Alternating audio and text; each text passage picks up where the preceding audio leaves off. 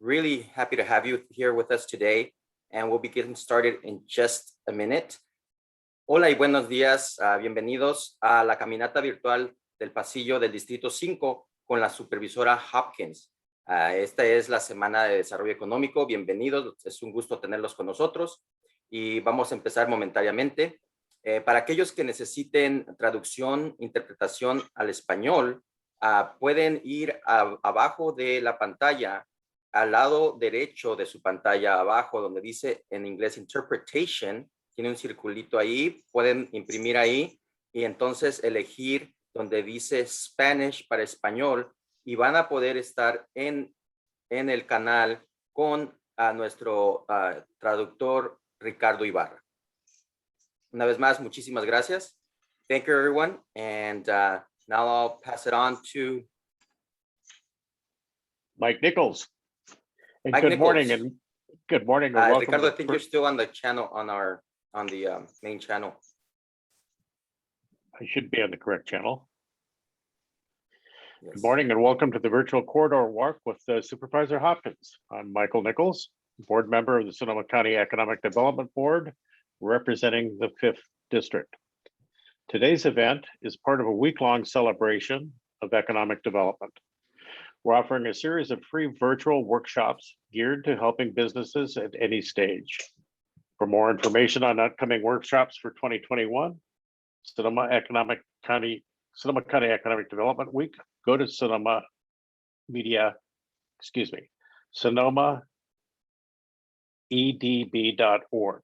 That's spelled again, SONOMAEDB.org. Before I introduce Supervisor Hopkins, I want to briefly go over a few housekeeping items. Number one, we have reserved time at the end of today's program to answer questions from the Zoom Q&A feature. You're welcome to submit questions and comments anytime during the program. Please refrain from harmful language or personal attacks. Today's program and all programs this week are being recorded and will be available at our website. It is with great pleasure that I introduce Supervisor Hopkins. Number one, she's chair of the Board of Supervisors this year. Prior to joining the Board of Supervisors, Supervisor Hopkins was an organic farmer and a journalist with Sonoma West Publishers. She's a wife and mother of 3 amazing children. Her current board responsibilities include the First 5 Commission, Sonoma Clean Power Authority, Sonoma County Regional Climate Protection Authority, Northern Sonoma County Air Pollution Control District. Supervisor Hopkins is committed to intergenerational and racial equality in community-based solutions. Welcome, Supervisor Hopkins. Thank you so much, Mike, and I really appreciate your service, not only through EDB, but also through Sonoma Clean Power and our municipal advisory councils. Always appreciate having someone who has been a true champion of rural economic development and small businesses. So thank you for your service. Welcome. We do have a few slides to share with you today. I always like to start by just admiring the beauty that we do have in the 5th District. From Roseland to the coast, we represent an economically diverse and vibrant district that has a lot of needs in terms of small business development. So we're going to just go through a few of the ways that we are focusing on supporting our small businesses today. Number one, our top priority has got to be getting our essential workers vaccinated. And I'm proud to say that we have made substantial progress. There is still progress that needs to be made. And so we're currently focusing on pop-up sites, as well as ensuring that we have geographically equitable vaccine locations. So we do have a Roseland site, we do have a Guernville site. If there are any small business owners who see a particular need in a particular geographic area of West County or in a particular industrial area, so a certain sector that you feel like hasn't had adequate access to vaccines, please let us know. Do reach out to us and we'll work with you to coordinate a pop-up site. We actually had a really great pop-up site happen just last week, focusing on our fishermen in Bodega Bay. So this is something that we can work on in partnership with West County Health Centers. Another important item that we have been working on is that coming up this month at the Board of Supervisors, we will be moving forward to waive health permitting fees. This is really critical because it impacts our restaurant businesses substantially, as well as other businesses such as tattoo parlors, basically folks who were shut down or experienced partial closures due to public health orders. We want to make sure that you're not getting hit twice, right? You're not having to not only shut down because the government required you to, but also having to then pay your permitting fees to operate the business that you were not able to operate. So that's one of the reasons that I have been really focused on moving forward with the environmental health fee waivers and want to make sure that you are eligible for that. So hopefully that will be coming to the Board of Supervisors later this month. We are also working very closely with the Economic Development Board on really helping small businesses navigate the landscape of what help is available. And you're going to hear a little bit more directly from the EDB later on that one. A couple of other things. I know that there has been some concern in the community regarding the ongoing funding for visitor centers and chambers of commerce. This is something that I wholeheartedly support, and I have a budget request in from the 5th District Office to continue this funding into the future. Last time it was sort of allocated as a 3-year funding that expires actually this year. So we're really working on making sure that we have sustainable funding for our chambers of commerce and visitor center that are so critical in West County into the future. We are also trying to make sure that we have ongoing community investment fund grants. And I'm also have an inquiry into the CDC, the Community Development Commission, regarding beautification and facade improvements for small businesses. This is a program that used to exist back in the days of redevelopment. And it was something that was very important to a lot of our businesses in Roseland, as well as the Russian River. Unfortunately, that program ended with the closure of redevelopment, and it's something that I would like to work with all of you to bring back. We also have some exciting work being done out along the coast in partnership with Creative Sonoma. So we finally did go forward with the removal of the Meredith Wharf structures, which were unfortunately derelict and falling into Bodega Bay. And so with some of the funding that we had left over, because our project did come in on time and under budget, we are actually going to try to create an artistic space and an opportunity for folks to come and enjoy public community art. So that project is open now, and we will be reviewing submissions for artwork to grace the Meredith Wharf site. We're also working on capacity building for future creative businesses in the lower Russian River, and are really interested in supporting a Russian River arts organization because we have such wonderful artisans and artists and galleries out there in Guernville. So, we are very lucky in West County to have what we call an evergreen economy. I know it's challenging for some because it can be very seasonal, but we are going to be working to ensure that we have year-round economic development in West County. And sort of 3 of our key tenets are expanding public spaces and access. We know that some of our areas are in danger of being loved to death. And so we want to actually open up other opportunities for the public to come and enjoy, so that we're not experiencing those overcrowding in the particular parking lots and parks that we have. We also really believe in environmental stewardship and are working to cultivate a stewardship model of marketing in terms of appreciation for our environment and ensuring that folks are following best practices, making sure they're picking up after themselves, making sure they're taking care of our beautiful environment the same way that our year-round residents do. We're also very committed to building out green infrastructure. This includes projects like microgrids, renewable energy generation, and those are all things that we are going to be working on out in West County in the years and months to come. So a few notes on expanding our access and our public spaces. Very, very proud to announce the acquisition of the Tor property out there in Monterey. And this is part of a bigger picture wherein we hope to actually connect the lower Russian River corridor, in particular Monterey, which actually struggles with some of the highest unemployment rates in Sonoma County, with the coastline, and create beautiful hiking opportunities where folks can literally start at the banks of the Russian River, surrounded by redwoods, and then end up with an ocean view overlooking all of the Pacific Ocean.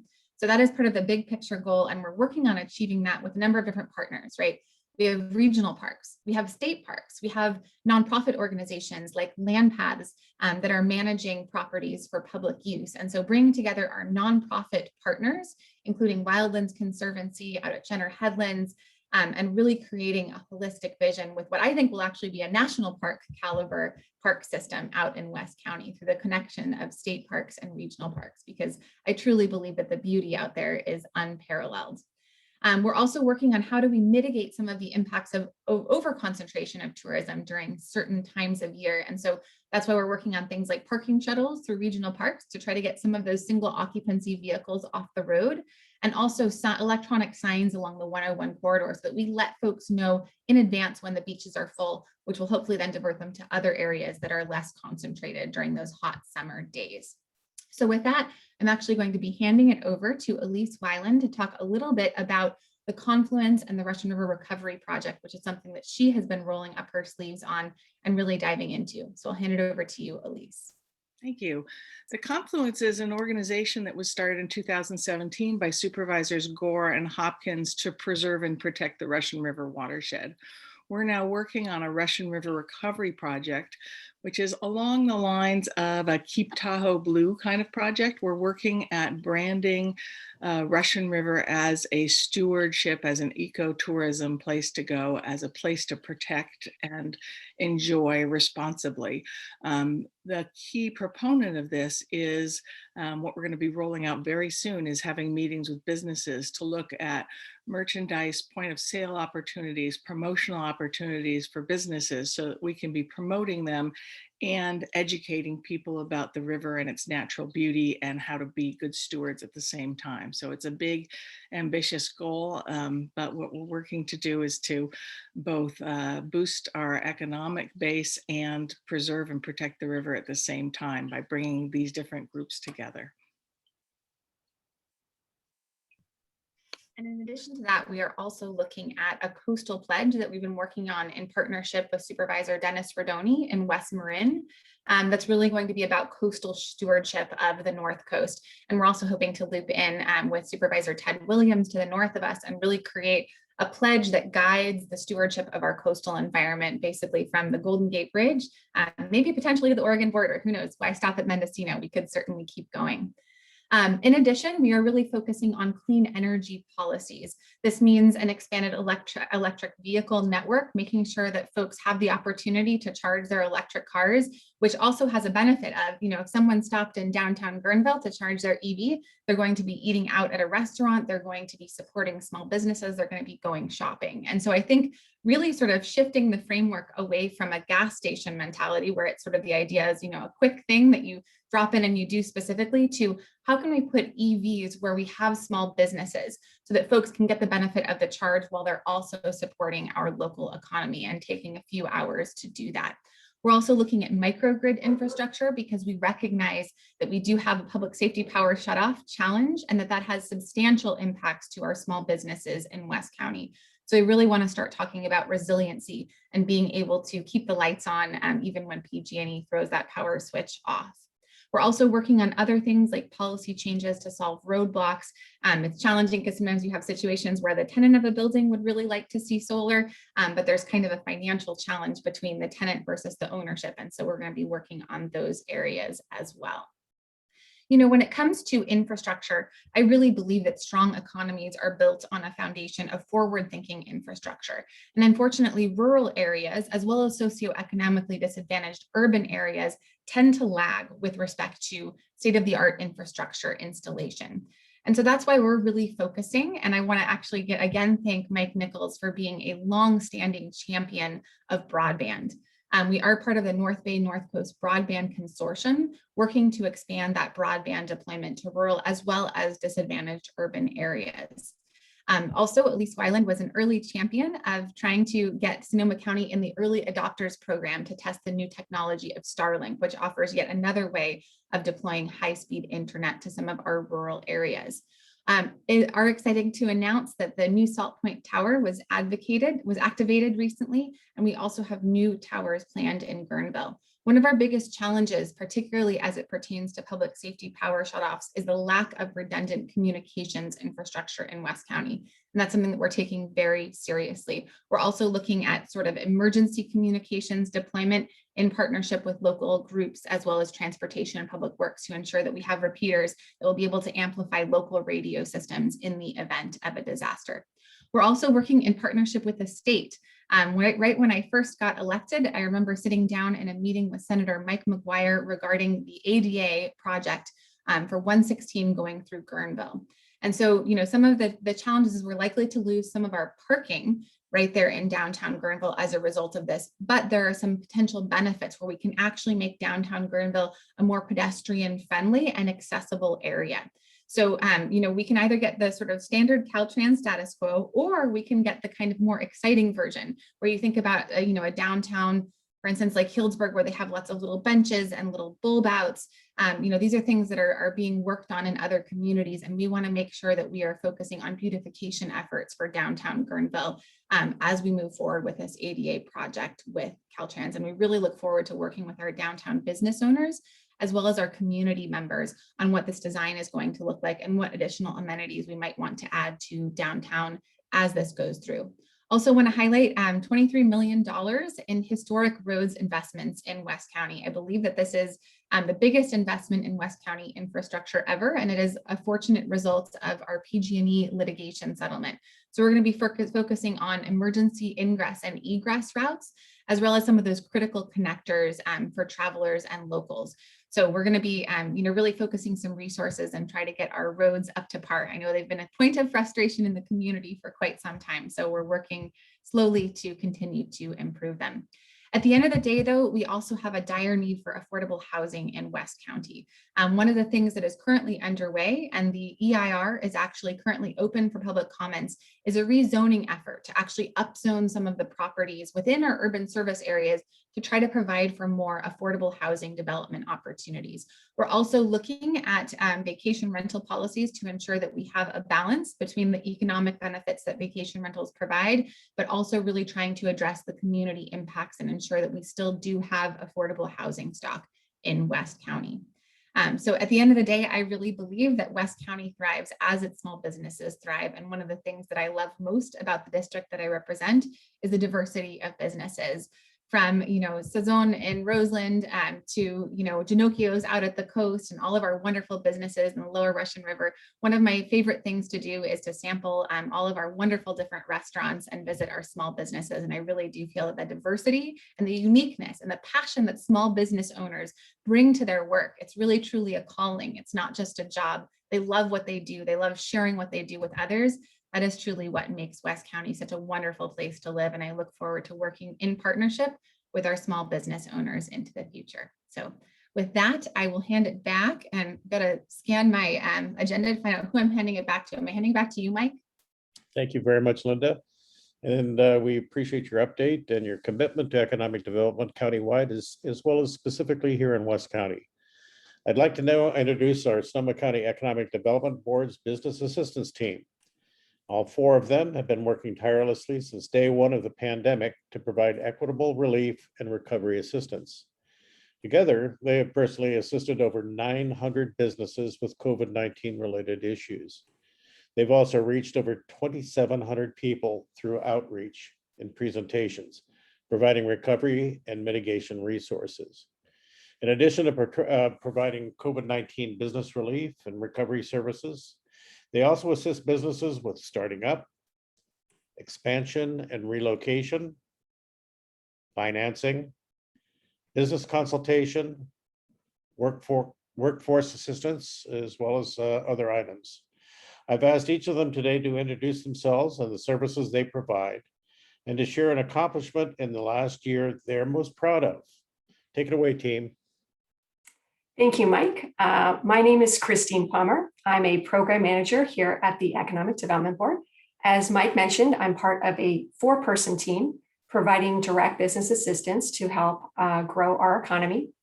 I specialize in 2 key areas. So first, providing free market research to help businesses launch and expand. We found that all the information is readily available in the marketplace. Businesses do not access it, either due to lack of time or money.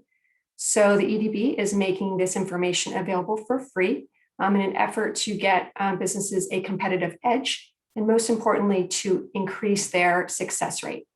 So some examples of the tools that we can provide are such things as industry reports to find out what the trends are going on in your in your sector. Are they growing? Are they shrinking? Who are the major players? We also can provide demographics, which tells you who's your target market and where they're located here in the county, site location, and then most popular are marketing lists, helping to reach out to new customers and clients. And the second area that I work on is supporting our emerging sectors. So that includes craft beer several years ago, and most recently outdoor recreation.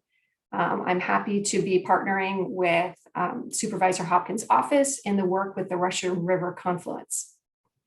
In terms of what I'm most proud of, I'd say in the last year would be the work that our business assistance team has done in regards to COVID response.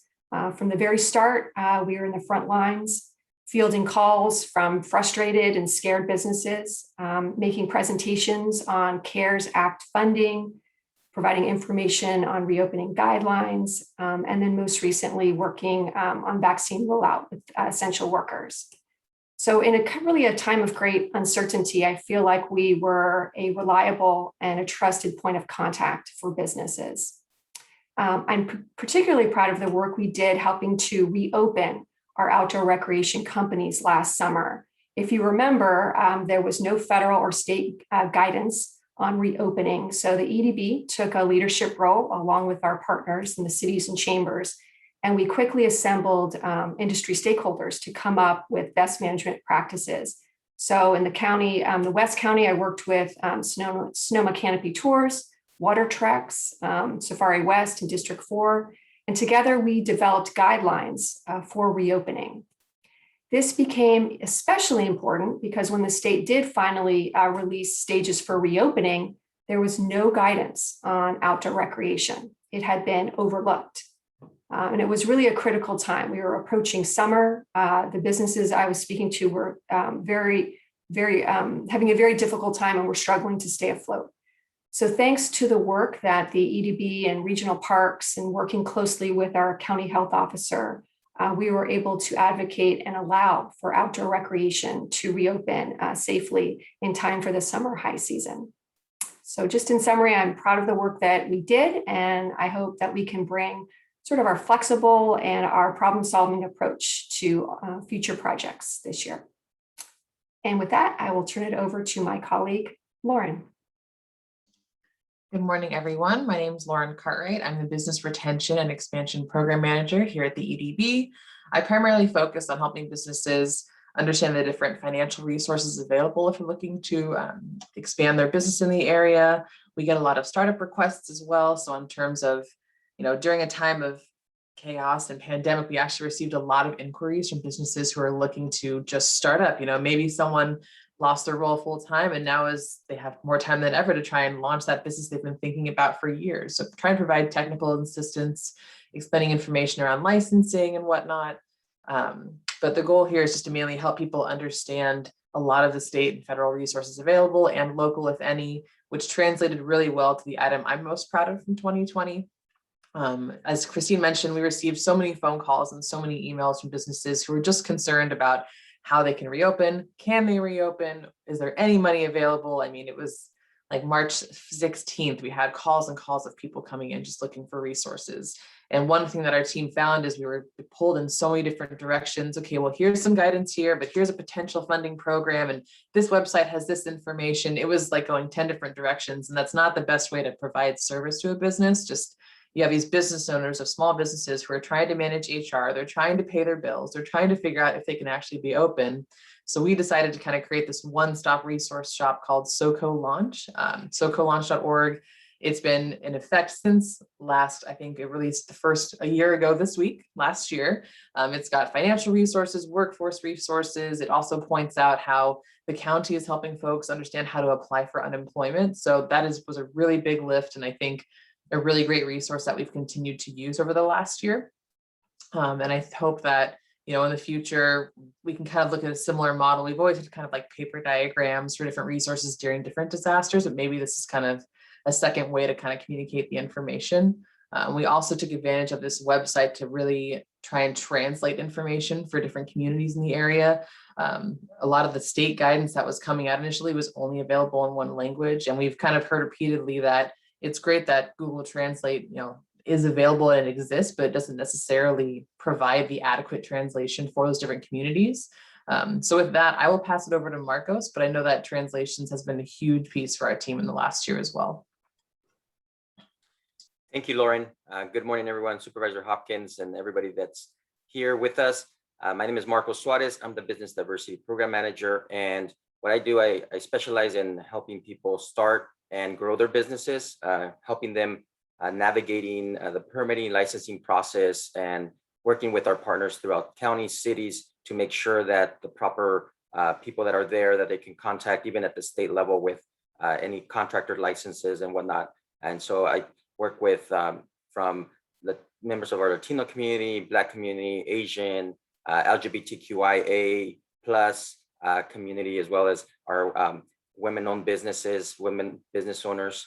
So really being out there, from going all the way out there to, you know, in the areas in the Lower Russian River, making sure we do boots on the ground outreach, because that's one thing that I found, especially obviously with broadband, and sometimes people are, even if they have access, they may not be connected as you know, others are. And so those are some of the things that I really specialize on, like really getting out of the office and getting out there and making sure that knocking on those doors, making sure business owners actually have the information. And definitely, like Lauren mentions, it was so crucial during the pandemic in terms of having information both in English and in Spanish, because a lot of people were not able to access that information. So our team got, you know, really worked really hard on that, and we're able to have everything and anything that comes out of EDB. We actually have a policy in our department that we don't share anything publicly that is produced at EDB unless it's been translated into Spanish. And so it's really something that's been very important for us. And I guess one thing that's very, for me, that stands out that I'm most proud about from last year was that really our EDB grants and being able to go out there and knock on those doors over in the Lower Russian River, and making sure that people, because so many people, you would think that people would have known, but knocking on those doors, handing out a paper flyer, you know, going old school and letting them know, look, make sure you apply for this grant. And we actually I was able to set up and working with the Russian River Chamber of Commerce, who was so crucial in allowing us to have a place where assistance center there, where we can actually safely with masks be able to help business owners that had difficulty applying for the grant. And we helped a couple of businesses out there that needed that assistance. So, and being able to see later the results in terms of the businesses that did get grants out in the Lower Russian River, it was nice to see that quite a few of those were ones that had knocked on those doors and they didn't know about the grant. So it's, you know, very proud of doing all that. And then the last thing I'll mention really quick is out in Santa Rosa in the Mercadito Roseland area, was able to work with our environmental health partners, the city of Santa Rosa and other partners there, and Octavio Diaz in the Roseland area there. And we were able to help some business owners, that were there. They had their little shops that were selling things, you know, little carts and whatnot, but they were not licensed. And so we worked, you know, really hard to make sure that they were licensed. And now there's a Mercadito Roseland there, and there's all these business owners that have their businesses, legitimate businesses, and then having the farmers market as well. So that has been something that was a true testament of working together with our partners and helping people realize their dream of having their own business. So that is what I can say has been very good from the pandemic in terms of the bright side of it, right? So with that, I'll pass it over to my colleague, Patty Andrews. Good morning. Thanks, Marcos. My name is Patty Andrews, and I am the Program Manager for Business Services. And what I do and how I can help is by working with you, especially as we're coming out of COVID, is to recruit employees to expand your workforce. You know, as we move into these expanded tiers, workforce is definitely an issue that employers are presenting to us. So I'm happy to help you with that. I can also help you by educating you about all the various resource and workforce financial programs that you are potentially eligible for and how to qualify. These programs can help you pay for training to train new and your current employees. Also, I can help you learn how to take advantage of the various tax incentives that are available throughout the state. Another way that EDB helps the business community is by recruiting business support for various grants that are available locally. So an example of this is recently there was an opportunity for Sonoma County to apply for a workforce grant that focused on helping English language learners better develop their English skills, as well as develop various occupational skills. And so, as many of you know, Sonoma County is in desperate need of a workforce in the construction and trades arena. And so we put together a grant that focused on both, that focused on increasing second language English language learners' English skills, as well as developing occupational skills in the construction and trades industry. And so what we did was to really be able to secure that grant funding, it took business support that could really express how they did need this workforce pipeline and how they were in support of this grant effort. And as a result, Sonoma County was able to receive $183,000 to help address that workforce need. And the county would not have been able to receive that funding if it wasn't for you and your business support. So what am I most proud of? Well, this position is fairly new to the EDB. And having said that, the accomplishment that I'm most proud of thus far is being able to utilize my 26 years of experience with the Human Services Department and the Workforce Investment Board and bridge that workforce experience in with it to the EDB and with this wonderful workforce team that I work with now. And so to better serve business. And there are many resources that are out there in the community that go underutilized.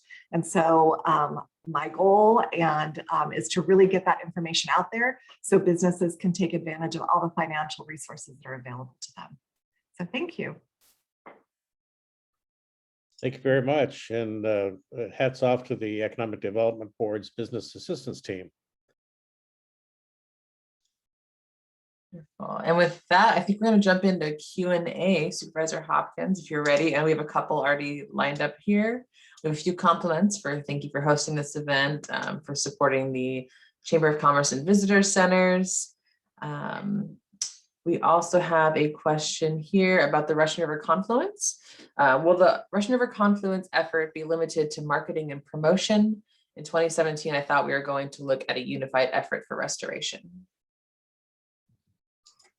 That is a great question, and I will leave it to Elise to add some things in, but I do want to say that, you know, regional parks, the Ag Preservation and Open Space District, as well as the Regional Water Board are all critical stakeholders in this effort.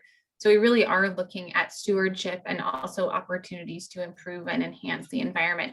Things like the installation of more restrooms, right, to mitigate some of the impacts of visitors, you know, who might just utilize the river and watershed, unfortunately, to do their business. So we are hoping to have substantive restoration projects emerge from this collaboration. And we really wanted to sort of start by creating a unified vision, a unified concept, sort of a unified brand that's aimed at promoting, but also supporting the Russian River watershed. And I'll hand it over to Elise to talk a little bit more, maybe about the highlighting the RFP that just went out and some of the projects that are being envisioned by the partners. Thank you. Yes, the marketing and communications is a starting point only. We really do want to dive deeply into how can the organizations, we have over 25 organizations that are leading the confluence, and how can they work together to really accomplish substantive change. So the governance committee last week decided or agreed that the drought is the #1 project. And so we're going to be looking at the end of this week with the environment committee on aspects of how can the confluence affect the drought? Can we be a source of education and information? Can we bring in data from these 25 different organizations to improve our scientific information out of this experience? Can we help people get grants and money that they need in order to survive the drought? So we're looking at a lot of different ways the confluence organization as a whole can bring together its 25 different members in order to address the drought. So we're going to be working on both the Keep Tahoe Blue type campaign and the drought questions at the same time. Thank you, Elise. I also see your question here to speak with our executive director. I know Sheba Person-Whitley is also on the call today. Sheba, I don't know, did you want to touch on any of kind of the recovery efforts that we've done? I don't know if it kind of ties in with the action plan that we worked on with how that kind of supports the 5th district. Sure, absolutely. So thank you so much for asking me to speak, and thank you, Supervisor Hopkins, for being here, and Mike and others. We really appreciate everyone taking time out of their busy schedules to help us celebrate economic development. Just some general thoughts that I have, in addition to all the great work the team has done around recovery, we have really leaned in on an inclusive and equitable economic development. And so what that really means is that we recognize that the traditional way of doing economic development has left people behind. And I do feel like there's an opportunity for us to really think about inclusivity and diversity in a very different way. And for that, for us, that really means geographic diversity. It means supporting some of those historically unsupported and historically underutilized and underserved communities, supporting our BIPOC communities, as well as looking at LGBTQ and others. And so as a result of that, we've really tried to add an equity lens into everything that we do. And that means that we understand from the onset that who you include to invite to participate, who you include in your planning processes as you're doing strategic plans, everyone that you include in your outreach strategies, making sure that you have more seats at the table. You're going to get different results when you have people who bring different perspectives. And I do think that's what we've tried to do, and we've been successful at it. I'm so proud of the work. Lauren mentioned the recovery plan. We brought together over 500 stakeholders, a very diverse group of stakeholders, to help us with a recovery action plan. And we came up with a really robust, aggressive plan, right? But it's inclusive, and it takes into account that the impacts of COVID-19 have not been equally distributed. There are disproportionate impacts, and they're impacting certain segments of our population and our communities in a different way. And so we need to acknowledge that on the front end, and we need to build in the approaches that will help us to address those disparities and close those gaps. I know Marcos mentioned our grant program. We're thankful to the Board of Supervisors. They provided us with $2.5 million of CARES Act funding. And as a result of our work, 80% of those recipients were low to moderate income, and 48% were people of color. And that's quite different from the way things have traditionally operated. But part of the result of that is because we have been very intentional about partnering, right? So we have the traditional list that we work with, but we also have expanded our list of partners, and it's much more collaborative. And so I just want to make sure that everyone knows, from my perspective, I'm just so proud of the work of this team. We are small but mighty, including our interns. We only have 17 people, right? And we support almost 20,000 businesses when we count sole proprietors in a county of almost 500,000 individuals. And we know that all of you are critically important to the success and the vibrancy of our community. And we're here to be a resource to you. If you know anyone, or even yourselves, if you own a business, if you're interested in entrepreneurship, if you are interested in helping with some of our initiatives, whether it be broadband, I know we mentioned that before, or even our strategic planning efforts and actually getting into the implementation, not just plan to plan, but plan for action, plan to do something. So if any of you have any desire, if you need technical assistance, if you're trying to access a loan or a grant, if you need market research, any and everything related to business at all, please reach out to us. We are here, we are available. We are taking in-person appointments now, and we really want to be a resource and want to be here to continue to support the community. So that's my, I guess maybe 3 or 4 minutes there, Lauren. Thank you. Thank you. And kind of tying into that, Supervisor Hopkins, I have a question that came up in one of the corridor walks yesterday, kind of talking about, it seems like every district supervisor has gone through some sort of disaster, right, in the last 5 years, and the region alone has gone through so much. On terms of, I know we have talked about a website for SoCo launch, we've created paper pamphlets, and we did some, I think Marcos did some local assistance centers within like the city or town of Guernville. I mean, on terms of preparing, being resilient, recovery in the future, is there anything that you can think of off the top of your mind that we can continue to do to support the community? I know that the broadband access is one thing we're really trying to make sure we address as we move forward as well. Not everything can be online, but it is a great tool to have. But just curious if you've heard anything else, or if anyone else on the call today has heard anything they want to share. When I think one of the biggest challenges for our businesses are bouncing back from those disasters and also getting the messaging right, because there are times, right, for instance, when we have the Wallbridge fire looming over the community of Guernville and we actually don't want tourists, right? But it's challenging to sort of pivot between no, please don't come, we're in disaster response mode, and yes, hey, we still have a beautiful place to come afterwards, right? And so I think that the more that we can kind of get that messaging right? So being very clear, because we unfortunately have had tourist pressure sometimes when we were in extreme red flag events, or when we were, had an active fire in the area and folks were still coming to vacation rentals, say along the coast, which is not a good time to visit Sonoma County. So kind of getting that message clear about when we actually don't want you, but then very quickly reopening the door and getting that sort of, welcome mat back out to our tourists, because it has been extremely challenging for our businesses. It's not just the pandemic. The pandemic was the latest in a string of just catastrophic disasters. Even when West County wasn't on fire, we were impacted by smoke in the sky that caused folks to cancel reservations. That meant that they weren't going to be going and sitting and dining outdoors, or going, to bars to, hang out on beautiful patios and things.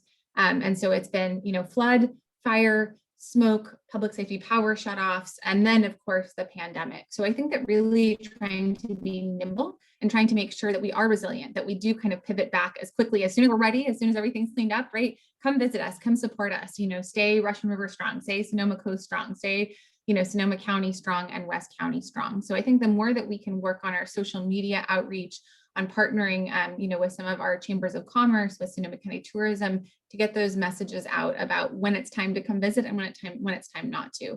I also do think that, we need to work in terms of marketing and advertising to focus on that destination stewardship, right? Sometimes I get complaints about, people who are in a vacation rental who have an open flame going, right, during a red flag event, or during, a very long, hot, dry summer. And so it's also, I think, about trying to cultivate that atmosphere of, this is West County. When you come, you're part of the family, but that means you're part of the family and you clean up after yourself, right? Mom's not here to do your dishes afterwards or to pick up the trash on the side of the road. So I do think that all of those things would be really beneficial to West County businesses. Then the more that we can just serve, which EDB has done a great job in doing, as a warehouse for information and resources, because it is so confusing to a small business owner who's trying to navigate. There's a state opportunity, there's a federal opportunity, there's a local opportunity. Where do I turn, and which forms do I fill out? And what am I really eligible for? Or am I going to do all of this work with time I don't have and then come up empty-handed, right? That's, I think, one of the business owners' fear, is that they're often already working 80 to 90 hours a week. They don't have another 5 hours to sit down with a bureaucratic form unless they know there's going to be a return on that investment. So. Yeah, I will attest to that in real time. Like, we were sitting there like, oh, they changed the state website once again. Oh no, they changed it again. And just trying to find all that information, make sure the links are active was definitely a challenge, but we made it through for our team. I have a few more questions lined up here. Let's see. Yes, we will have the PDF available for Supervisor Hopkins' PowerPoint. So we'll make sure we share that with the group. There's a question around for Supervisor Hopkins. What is the projected start date year for the ADA work on Main Street in Guernville? That is a great question. And we're actually going to be meeting with Caltrans again. And I promise that we will have public town halls, Senator McGuire and Caltrans committed to that before any work commences or before any of those decisions are made. I don't have the calendar off the top of my head, but that's definitely some information that we can follow up with, unless Elise or Mike, you happen to remember. It was sort of on the horizon, and then it kind of got pushed out, I think, with Caltrans delays and likely their impacts from disasters and other things as well. It keeps moving. It keeps moving. So they're in design phase at this point, and that's why we really want to get business input at this point before they finalize design. But they're telling us fall of 2022 at this point. But it does keep moving. Yeah, because originally I think it was like 2020 when I first took office in 2017. Obviously that didn't happen. And I've just been really insistent on making sure that the community is engaged in this critical design phase so that we know what we're going to get in downtown Guernville, because that's so important, and not just for Guernville, right? A lot of folks from Cazadero and other communities, come to utilize those businesses. So I think it's of interest to the whole Lower Russian River community.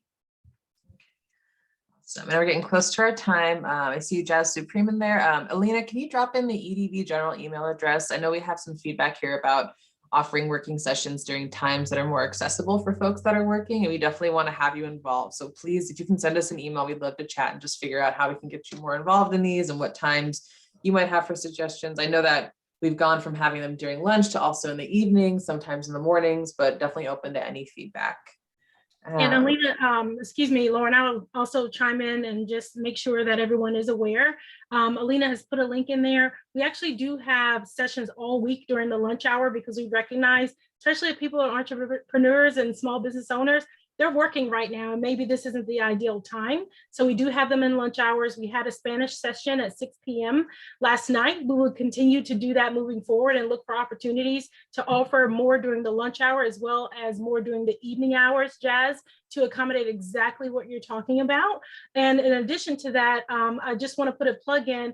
I know that traditionally EDB has done these economic forecasting events. We normally do one in the fall and then one in January. We are looking at targeting for August for an economic forecast event specifically to focus on the economic impact that women-owned and BIPOC-owned businesses have within the county. And our format is most likely going to be a panel where we will have, business owners represented to talk about what some of their successes, what are some of those challenges, the contribution that they make, and how can we as a department highlight the valuable contribution of those communities and of those business owners. And so most likely we're going to be trying to either do that during the lunch hour or during early evening hours, Jazz, to your point, to make it more accessible. And so that individuals who might have challenges around scheduling, whether that be elder care, child care, or just working full time, will have accommodations made for them to be able to participate as well. So I just wanted to put that in there. And I would just add to Sheba is that we have learned that there is no such thing as a perfect time. We do it during the lunch hour and then restaurants say, well, that's when I'm really, really busy with serving customers, or we do it on the weekend and hospitality says, well, that's really our peak business time. So I think to Sheba's point, our goal is to really offer all of the times and to try to have a host of these kinds of opportunities available so that you're able to find one that works for you. But again, any feedback is always appreciated of what your ideal time and schedule would be, and we will absolutely work to accommodate going forward. Absolutely. And then I've got a big last question that's here. With hospitality, lodging, and the food sector hit hard with the pandemic, is the EDB assisting or advocating for new lodging establishments in the county that can and will support small businesses? An example listed here is Guernville Park Resort on the Lower Russian River that's scheduled for a Board of Zoning Adjustment public hearing in July after more than 15 years of being in the works. So I don't know, Sheba and Supervisor Hopkins, if you two want to both kind of answer that question. It could be interesting from both perspectives, I think. Yeah, I'll start it, and I will certainly would love some feedback from Supervisor Hopkins. So the short answer is not specifically. So we're not specifically advocating for what Efren is mentioning in there in the Q&A. Our perspective at EDB is to make sure that everything that we're doing is supporting a vibrant, diverse local economy. And we know that we have our traditional industry sectors, but we also have some new and emerging industry sectors. And so we try to utilize data and information, and that includes workforce, that includes cost of living, wages, all those different components. What are the projections showing that are the high growth industry sectors? Where can we anticipate that there's going to be workforce needs in the future? And then we adjust our priorities based on data to make sure that we're incorporating that and that we're not arbitrarily making decisions. In addition to that, I will add that we always want to make sure that anything that we're doing, that we're working collaboratively with other departments. So to that end, we work very closely, for example, with Permit Sonoma. I know that there have been some specific area-specific plans that have been developed. We make sure that everything that we're doing is in alignment with supporting what the local community has said is their priority. It is certainly not our intent to come in and impose, our will upon any specific area of the county, but making sure that we're taking all those different things into consideration and that we are in alignment and supporting what their vision is for their community. So with that, if Supervisor Hopkins, anything you might want to add? That was very well said. And, I think that one of the challenges in government is honestly the length of time that it takes us to do anything. I know that that Efren, you mentioned that it's been more than 15 years in the work for this particular project. one of our challenges is right now we're in the process of finally getting our upzoning for housing across the finish line, which was really in response, quite frankly, to the 2017 wildfires and the huge hit to the housing stock that we experienced there, and the county saying we need to pull out all of the stops and ensure that we have the ability to develop workforce housing. So, you know, here 2021, right, we're still kind of moving forward with the process that was started in 2017. And I think that similarly, when we look at economic development, particularly as it pertains to land use policy, that's probably something that would be incorporated into a specific area plan, which we do have funding for a Lower Russian River specific area plan, and economic development, I think, is a critical part of that, or for the general plan update. But I certainly do acknowledge the need for support for our local industries out in West County, given the hits that we have experienced over time. But it takes us a little bit longer, of course, than we would like in government, particularly when it comes to land use policy. So I really think that, you know, other types of initiatives like the sort of bringing back that facade improvement program, looking at, you know, small grants or micro loans, those kinds of things could help seed economic development more quickly than land use policy, while we also work on that into the future through our specific area plan and general plan update. And I can put a plug in too. I know we received notices in our department about different businesses that are coming online with our partnership with Permit Sonoma. So someone's applied to build a new hotel in the 1st district or the 5th district. And part of my role, at least, is to also reach out to those businesses, just saying, we know that you're applying for these permits. Like, how can we assist you? How can we provide information? And part of that is also, you know, how do you want to partner with local businesses? I know Supervisor Hopkins was talking about green economy in her presentation, and I've received quite a few requests recently just around like biomass and energy and whatnot for the region. So, you know, part of that is connecting with those companies, and they want to find partnerships with existing businesses for, you know, taking advantage of agricultural waste or anything like that. So we are actively trying to conduct that outreach and try to just make those connections, you know, just so they can support small businesses, even though a larger one might be coming into town. So hopefully that answers your question too, Efren. And then here we go. Thank you for leadership on the economic development front, Shiva. Truly appreciate collaborative approach to align and support community small business. Supervisor Hopkins, your work on housing affordability is to be commended, along with your work on the economic front too. Thank you both. Lots of thank yous going through the chat. I don't see too many questions coming through. So if anyone has anything, feel free to add it now. If not, please don't hesitate to email us. We're happy to kind of collaborate as a team and answer any other questions that come up, but we do appreciate everyone being here today. Yeah, and I would just like to say thank you so much to EDB for pulling this all together. This was a wonderful event. And again, thank you so much, Mike, for agreeing to facilitate. And last thing is just, hey, if you need anything, reach out. That's why we're here. That's why we do these things. So you can either reach out, I believe the EDB information was in the chat in terms of the email address, and you can reach me at linda.hopkins@sonoma-county.org. We'd love to support you with vaccination support, with, you know, find out what you need. And then if we don't have what you need, let's work to see how we can develop those kinds of programs into the future, because we really do want to support our small businesses. Thank you everyone so much. Thank you Thank very you, much. everyone. Thank you. And this has been recorded, so it will be made available. So if there's anyone who wasn't able to participate, we are happy to share that on multiple channels to make it accessible. Thank you very much, everyone. Thank you, everybody. Have a great day.